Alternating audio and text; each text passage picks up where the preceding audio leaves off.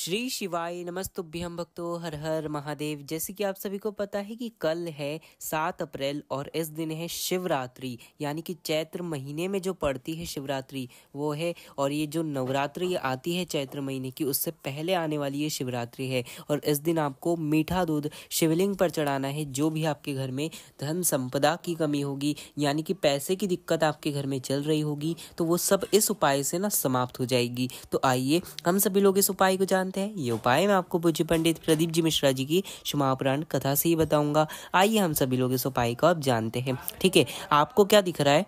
आपको स्क्रीन पर क्या दिख रहा है? 5 चीजें दिख रही है, दूध, दही, शहद, घी, शक्कर, ये सब दिख रहा है। पर आपको इसमें से कुछ नहीं लेना, केवल दूध और शक्कर लेना है। क्या लोगे? दूध और शक्कर। तो देखो, किसी भी एक कटोरी में, किसी भी एक तांबे के कलश में मत लेना भूल कर भी, है ना। तांबे के कलश में हमें दूध भगवान शंकर को नहीं चढ़ाना चाहिए। तो तांबे की कटोरी, तांबे के कलश में इस दूध को मत लेना भूल कर भी, केवल स्टील के इसमें लेना। ठीक है, स्टील की कोई भी कटोरी ले लो या स्टील का लोटा ले लो, उसके अंदर भर दो दूध और उसके अंदर थोड़ी सी डाल दो शक्कर। ठीक है, शक्कर डाल दो। उसे आपको दूध को गर्म नहीं करना, कुछ नहीं करना। उसमें चम्मच से आपको हिलाना नहीं है उस दूध को अच्छे से करना कुछ नहीं। बस आप शक्कर डाल दो, उसके अंदर कुछ मत करो। ठीक है, कुछ मत करो, बस वो दूध के अंदर शक्कर डाल दो। लोटे के अंदर जो दूध है आपके, उसके अंदर शक्कर डाल दो बस। और साथ ही साथ आपको लेना है एक बेलपत्र ले लो, और साथ ही साथ आप ले लो 1 लोटा जल। इन दोनों चीज़ों को, एक बेलपत्र और 1 लोटा जल,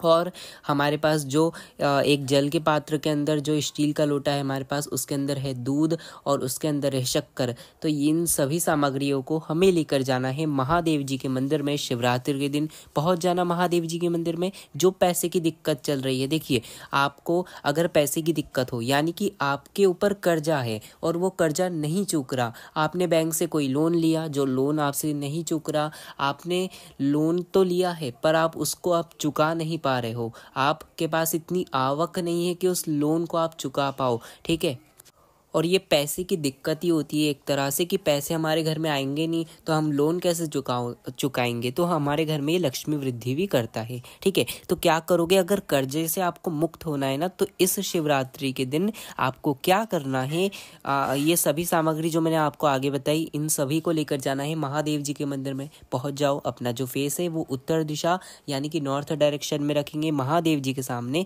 बैठ जाएंगे या खड़े हो जाएंगे। ठीक है, इस उपाय को आप सुबह भी कर सकते हो, शाम को भी कर सकते हो। ठीक है, क्या आप पहुंचना, और जो सबसे पहले हम एक बेलपत्र लेकर आए थे ना घर से, उस बेलपत्र को महादेव जी के शिवलिंग पर समर्पित कर देंगे। और जो बेलपत्र की डंडी होगी वो माता अशोक सुंदरी जी का जो स्थान होता है उस तरफ होनी चाहिए, यानी कि जल जिधर से बहता है उस तरफ होनी चाहिए, यानी कि उत्तर दिशा की ओर होनी चाहिए। मैंने आपको लाइन खींचकर बताइए, इस दिशा की ओर होनी चाहिए। ठीक है, आप बेलपत्र समर्पित करो, उसकी डंडी उत्तर की ओर हो और अपना फेस भी उत्तर की ओर हो। ठीक है, समर्पित करो बेलपत्र समर्पित करने के बाद जो आपके पास एक लोटे के अंदर दूध है जो मीठा है, जो आपके पास स्टील की कटोरी में या स्टील के लोटे में जो भी आपके पास दूध है जिसके अंदर मीठा आपने शक्कर मिलाई है, उस दूध को मीठा किया है, तो इस दूध को आपको उसी बेलपत्र के ऊपर अपने कर्जे से मुक्ति पाने के लिए बाबा को इस दूध से अभिषेक कराना है। धीरे धीरे पतली धार से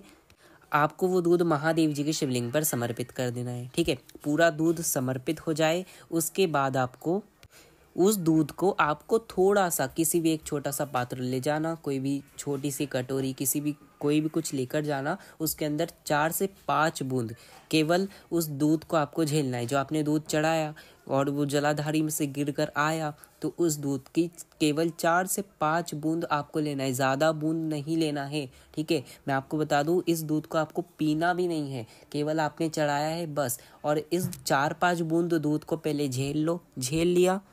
फिर उसके बाद आपने दूध तो पहले चढ़ा दिया मीठा वाला। अब जो आपके पास 1 लोटा जल है वो महादेव जी के शिवलिंग पर शुद्ध जल आपको समर्पित कर देना है। अच्छे से बाबा का स्नान करा देना है। बस स्नान करा दो, महादेव जी से प्रार्थना कर लो कर्जा मुक्ति की, बस कर्जे मुक्ति की प्रार्थना कर आओ। और अपने घर पर वो जो 4 से 5 बूंद आपने दूध को झेला था ना, बस उस दूध को थोड़ा सा लेकर आ जाओ अपने घर पर। अपने घर के जो मुख्य दरवाजा होता है, मेन दरवाजा होता है, या आप जहाँ व्यापार करते हो उस व्यापार की शटर पर या अपनी अलमारी पर आपको वो दूध की, जो आपने 4-5 बूंद दूध लिया, उसकी एक बिंदी अपने व्यापार वाली जगह पर या अपने घर पर लगा देना है। बस आपको इतना कर लेना है। 5 शिवरात्रि इस उपाय को करना है, ठीक है। किसी कारणवश एक शिवरात्रि रह जाए तो अगली शिवरात्रि भी आप कर सकते हो, ठीक है। तो 5 शिवरात्रि इस उपाय को करना। जो भी आपके घर में संपदा की कमी होगी, यानी कि जो कर्जा नहीं चूक रहा, जो प्रयास कर लिया उस कर्जे के लिए, तो ये कर्जा आपका चूकेगा, भले वो कितना भी बड़ा कर्जा लिया हो आपने, वो चूकेगा अवश्य। तो इस उपाय को कर देखिए, जो कर्जा होगा वो सब समाप्त होगा, ठीक है। अब आपको मैं दूसरा उपाय बताने जा रहा हूँ, जो कि आपको क्या करना है। इस उपाय के लिए एक कटोरी में, आपको कोई भी एक स्टील की कटोरी में लेना है दूध, ठीक है। एक कटोरी दूध ले लो और उसके अंदर डाल दो एक बेलपत्र, जो कहीं से कटी फिटी ना होगी, ठीक है, सुंदर सी बेलपत्र होगी। एक कटोरी के अंदर दूध ले लो, उसके अंदर डाल दो बेलपत्र, और ये जो आपने कटोरी तैयार की जिसमें बेलपत्र डाली, इस कटोरी को आपको रख देना है जहां आप पानी पीते हो, जहां आप पानी पीने का स्थान है। आपने भले आरओ लगाया हो, आपने किचन में कहीं मटका भर के रखा हो, कहीं हंडा भर के रखा हो, जहाँ से आप पानी पीते हो उस जगह पर इस कटोरी को आपको रख देना है, ठीक है। रखो, और बस आपने रख लिया ना उस कटोरी को,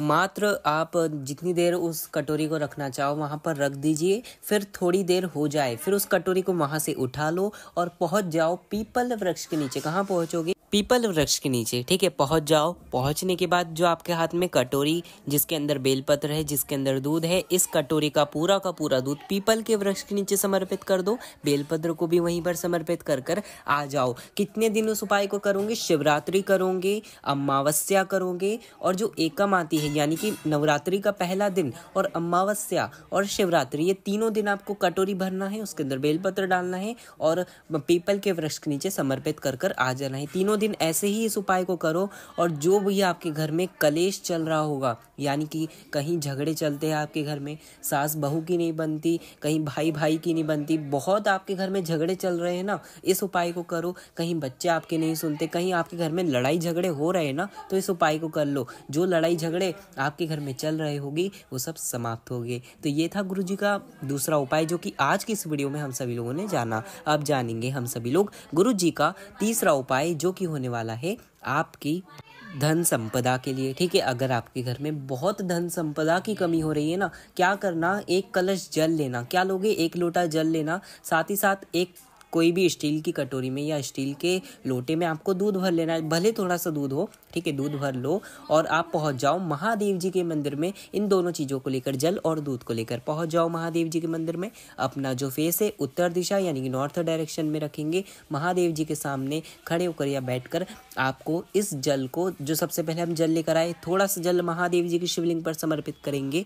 थोड़ा सा जल समर्पित कर दो। फिर उसके बाद आपके हाथ में जो दूध है, उस दूध को पतली धार से बाबा का आपको अभिषेक करना है, यानी कि आपको प्रार्थना करना है महादेव जी से कि हमारे घर में धन संपदा की कमी है, धन संपदा की कमी को दूर करो। ऐसे दूध आप समर्पित करो महादेव जी की शिवलिंग पर, पूरा का पूरा समर्पित कर दो। फिर आपके हाथ में जो थोड़ा सा जल है, उस जल को भी महादेव जी की शिवलिंग पर अपनी कामना कहकर, धन संपदा की कहकर समर्पित कर दो। बस इतना उपाय कर आ जाओ।